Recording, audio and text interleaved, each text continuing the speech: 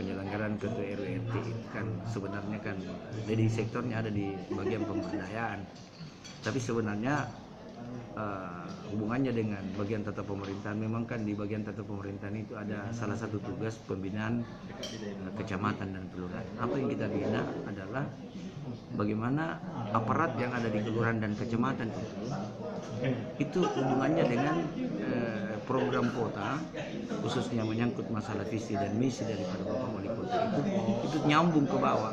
Satu, yang kedua, bagaimana aparat yang ada, apa aparat yang ada itu sudah sesuai dengan tupoksinya masing-masing untuk ditangani. Kemudian daripada itu, di sini juga di bagian tata pemerintahan itu juga ada namanya LPPD, laporan penyelenggaraan pemerintahan daerah. LPPD ini menghimpun semua prestasi atau kinerja apa yang telah dilakukan oleh pemerintah kota. Salah satu contoh misalnya kita baru-baru ini alhamdulillah